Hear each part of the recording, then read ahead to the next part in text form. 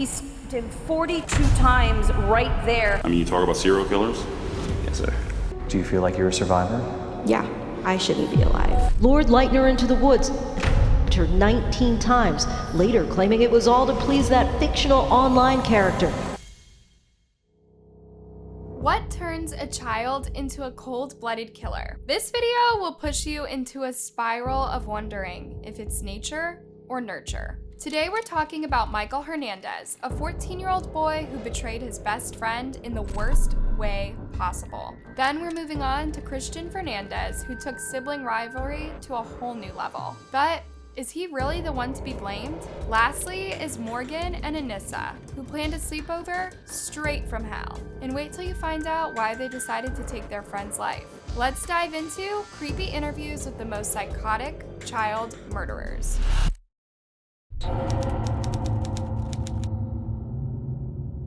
Michael Hernandez, then 14 years old, lured his best friend Jaime Goff, also 14, into the boys' bathroom at Southwood Middle in February of 2004. He stabbed him 42 times right there. He later was sentenced to life without parole, but later in 2012, the U.S. Supreme Court ruled that juveniles could not automatically face a life sentence without parole. Michael Hernandez was an innocent 14-year-old boy with his whole life ahead of him. He went to Southwood Middle School in Florida, which is where he found his best friend, Jamie Go. Hernandez and Go did everything together. To the world, they were an inseparable pair. So it was quite a shock when Hernandez ended up murdering his friend in a surprising fit of rage. Another student at Southwood named Andre Martin was an eyewitness to the whole thing. According to Martin, one fateful day in 2004, Hernandez asked him and Go to come to the bathroom inside of a handicapped stall with him. At that time, Martin wasn't really okay with the idea, but Go, trusting his best friend more than anything, was willing to play around. However, that day the school bell rang and Hernandez, who was never late to class, decided to let it all go and head to the class with the two other boys. The next day, he continued his twisted mission and asked Go to come to the same bathroom stall with him, promising to show him something unbelievable. However, when the two boys got there, Hernandez's evil side took over. He overpowered Go, who was much smaller in size and physically weaker than him. Hernandez then took out a knife, sliced his best friend's throat, ending his life instantly. At the time, both boys were just 14 years old, so it's unimaginable how such a young boy had the guts to commit such a heinous crime. According to Martin, Hernandez was adamant that he and Go joined him inside the bathroom, with his intention always being the worst for both of his friends. According to investigations that were carried out later on, Hernandez wanted Jamie and Go to be his first ever victims as he embarked on a journey to become one of the greatest serial killers of all time. For some reason, before he had carried out the brutal murder, Hernandez had written his intentions down in his diary, mentioning how the choice to take his best friend's life would be the start of his legacy as a serial killer. And because he knew that Jamie would trust him blindly, he used that trust to lure him into the boys' bathroom inside the handicapped stall under the guise of wanting to show him something interesting. But once Jamie followed him inside, Hernandez locked the stall door and asked Jamie to turn around. He then caught his friend off guard, covering his mouth to make sure that no one heard his screams. Hernandez then pulled out a sharp knife that he had been hiding inside his backpack and started jabbing Jamie blindly. And while the poor boy tried to beg his friend for mercy, Hernandez paid no attention, and not even for a second did he stop to care about their friendship. He took Jamie Go's life, and once he had stopped breathing, Hernandez hid the murder weapon inside his bag and returned to class as if nothing had happened. My other boy was my little friend too also, in which I raised and loved. And you took his life. Why? Why? George Goff face to face with his son's killer. Doesn't that hurt you? Don't you care?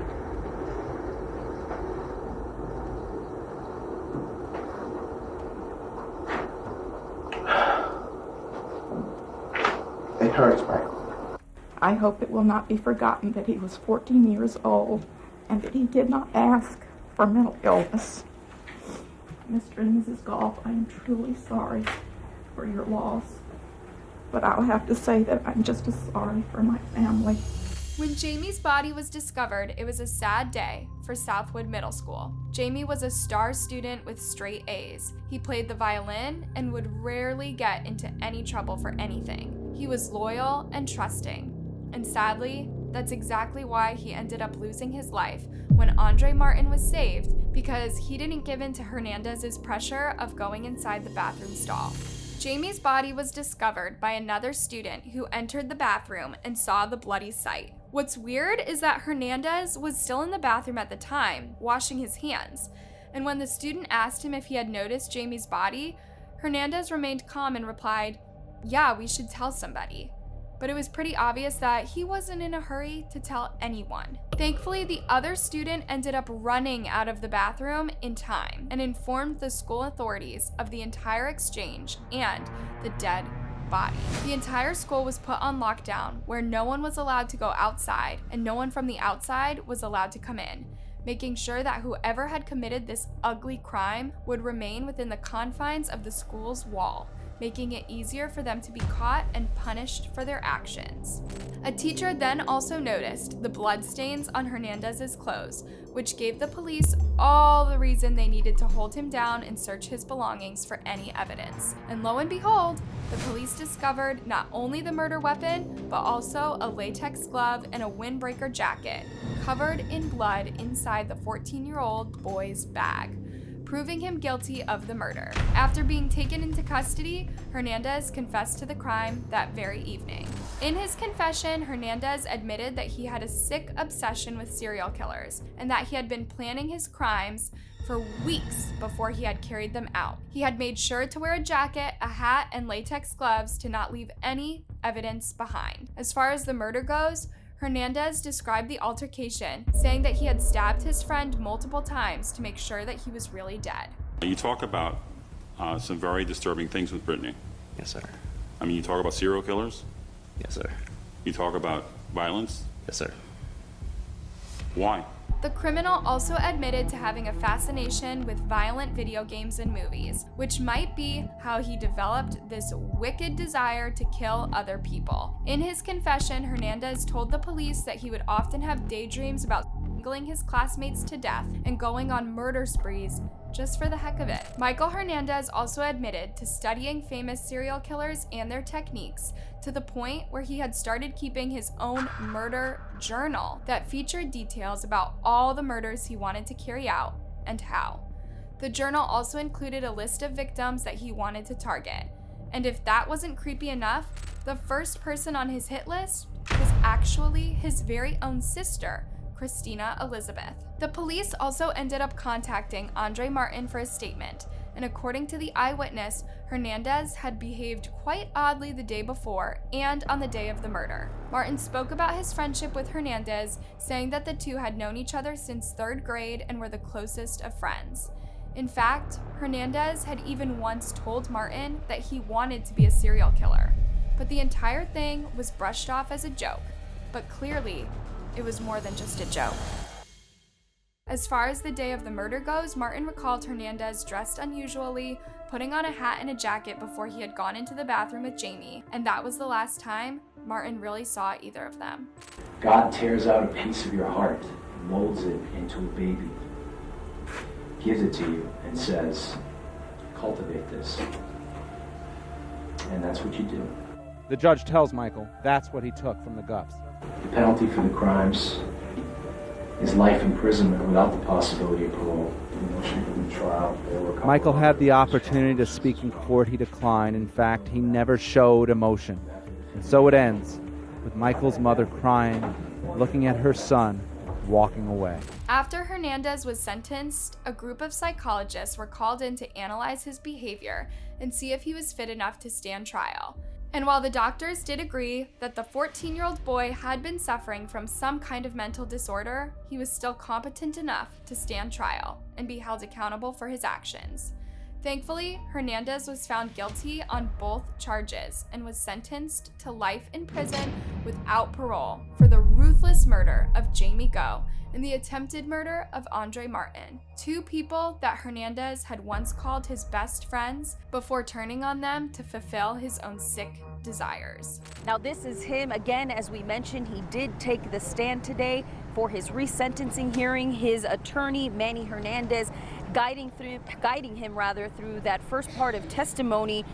He first started out by apologizing to Jaime Goff, his victim, as well as Jaime Goff's family, and also to another friend of his who he had planned to kill the day before Goff died, but that friend never took the bait. At the trial, Michael burst into tears while talking about his friend Jamie, but none of his tears were enough to convince the public or the jury of his remorse. After spending most of his life in prison, Hernandez passed away at the age of 31 at the Columbia Correctional Institute, bringing this chapter to a sad close.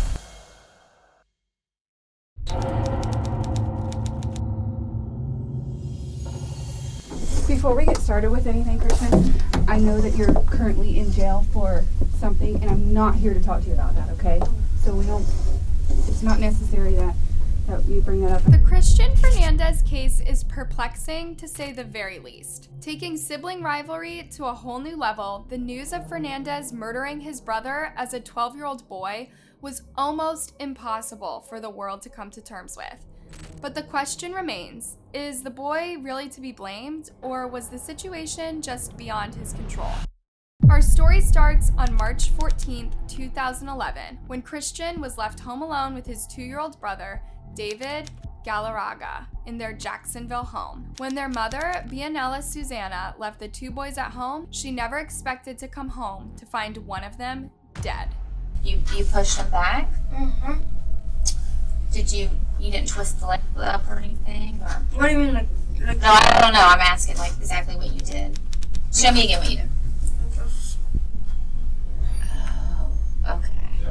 However, the mother is partly to blame because she ended up leaving her 2-year-old in the supervision of his older half-brother, despite the fact that Christian had actually broken David's leg while wrestling with him just a few months ago. The poor boy was barely recovering from that injury when he had to put up with multiple other ones that ended up taking his life. So, after you shoved his head into the shelf 2 times, he immediately just... He got up, he didn't move. He didn't move, okay. But he was breathing. He was breathing? Mm-hmm. And so you picked him up? I carried him and I put him in the bag. How'd you carry him? Did you carry him like this? And while the actual events of that fateful day are still mostly a mystery to everyone, what we do know is that at some point after the 2 boys were left all alone, Christian had started becoming physically violent towards his brother and ended up shoving him into a bookshelf, not just once, but twice, resulting in multiple injuries for David, whose body just wasn't strong enough to handle them. All this pushing and shoving had resulted in the 2-year-old becoming unconscious and unresponsive. So when Bianella got home, David was pretty much dead by then. But for some strange reason, his mother, who was 25 at the time, chose to ignore the fact that her son wasn't opening his eyes or breathing properly. Instead, she just chose to change his clothes, wipe all the blood off of him, and put some ice on his visibly injured health.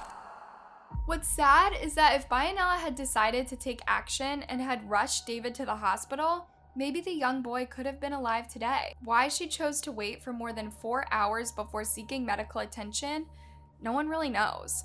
However, according to her, she had hoped that it was just a concussion and that her younger son would eventually wake up himself.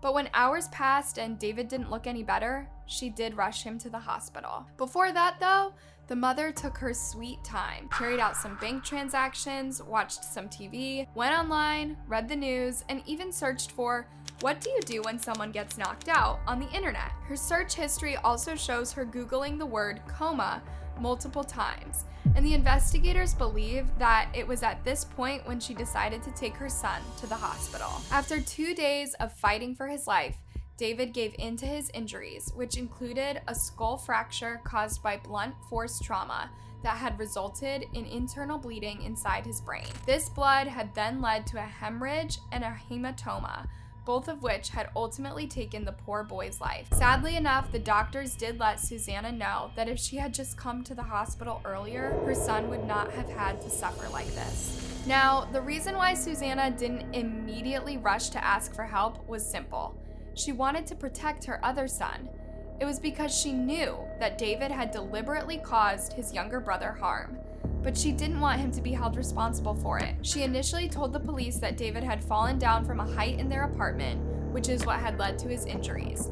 But of course, looking at Christian's past records, it was only a matter of time before the truth came out. Do you wish to talk to me today, Christian? I don't know what you're going to talk about.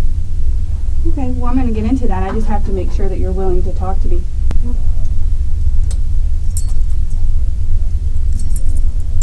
Comfortable? Okay.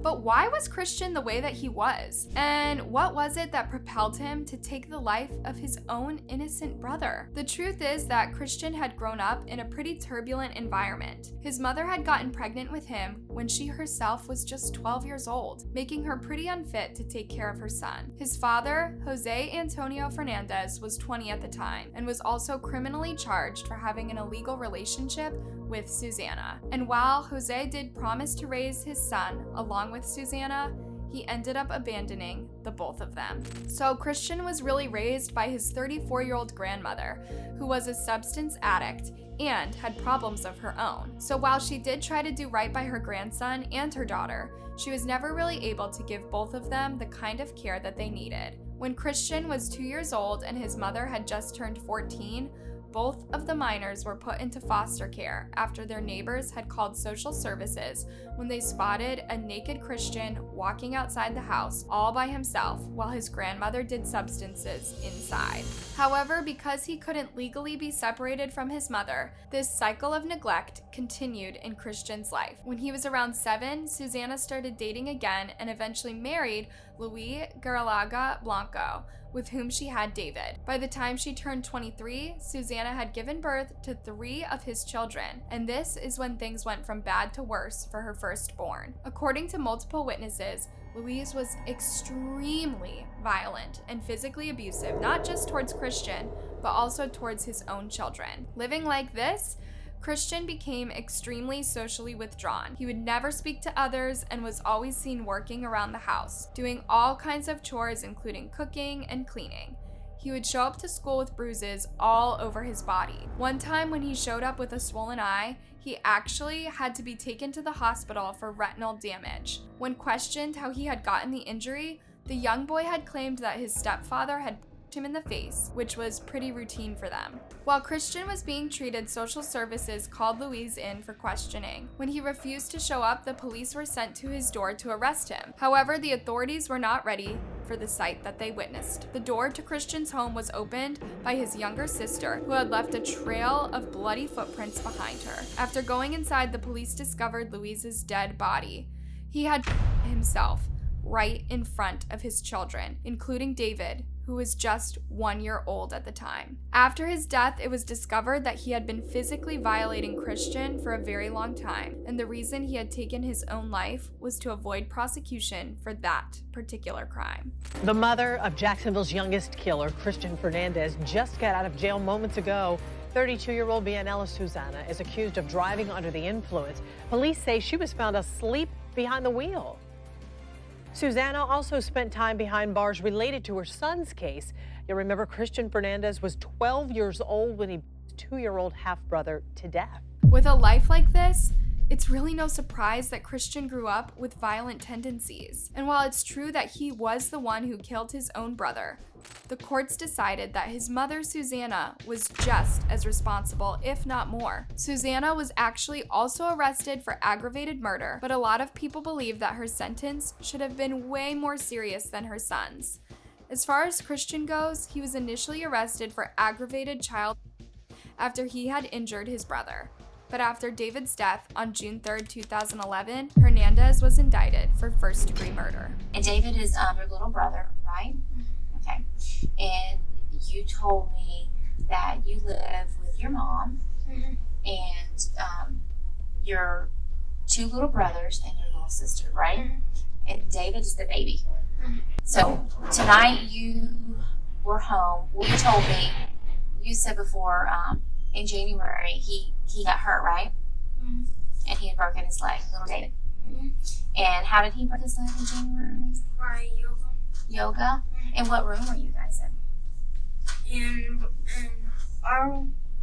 Okay. You share a room with him?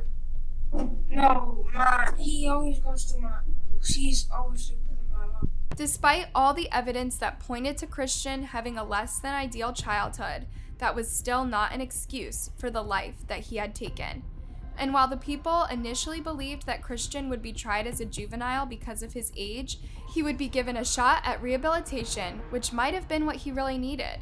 However, the courts chose to try him as an adult, and the 12-year-old was given a life sentence without any possibility of parole, ending his life before it had even started. But then again, isn't that also what he did to his younger brother? Christian pleaded guilty to David's murder, and well, that was that. But even to this day, people believe that it was unfair for Christian to have been tried as an adult and that his mother should have been held responsible, since it was because of her neglect that David had passed away. Years after the conviction of Christian Fernandez, he was released from prison in 2018, a day after he had turned 19. For now, he's on probation, and by the looks of it, it seems like he has really turned a new leaf and is ready to live life as a changed man, putting his past behind him. And we can only hope that his violent tendencies don't resurface again, now that he's allowed to be out in public.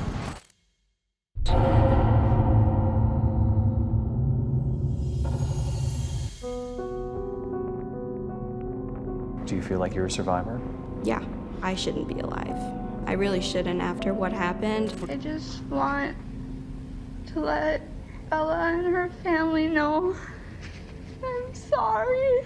They say to keep your friends close, but your enemies closer. But what if your friends are the ones who turn into your worst enemies? Anyone who was on the internet back in the 2000s has probably heard of Slenderman, a creepy, tall man with no face. The Slenderman originates from the online platform Creepypasta after the website held a Photoshop competition where users were asked to create the creepiest monster that they could imagine. And so, the Slenderman was born. And since then, plenty of versions of the child-eating monster have surfaced on the internet, even resulting in film and video game franchises being based on the urban legend. And while the Slenderman probably doesn't really exist, that hasn't stopped him from haunting people worldwide. What does that mean? Let's find out. Geyser and her friend Anissa Wire, both 12 at the time, lured Leitner into the woods and stabbed her 19 times, later claiming it was all to please that fictional online character. Is she dead? I don't know. She wants to take her to the hospital. That's not my daughter saying those things. That's not the way that she speaks. That's not the way that she acts. It was like looking at a different child? Yes. I did search her iPad. I did watch over her shoulder. Do you feel responsible?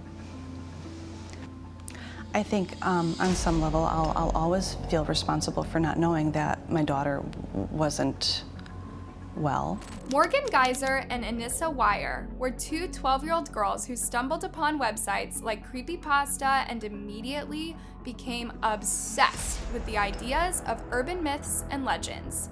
To the world, both girls were pretty normal. They did great at school and were perfect little angels back at home. But what no one really knew was that the two friends were pretty much obsessed with going on the internet to look for creepy stories, stumbling upon some pretty messed up things in the process. And while at first, their parents thought nothing of their little hobby, I mean, what's so harmless about being interested in some scary stories, right? Well, that was before Morgan was diagnosed with early-stage schizophrenia and took her obsession to a whole new level. Since both Morgan and Anissa were bullied at school for being nerdy and different, the two kept to themselves and didn't really have a lot of friends, except for Peyton Luetner, who was nice enough to hang out with them once in a while.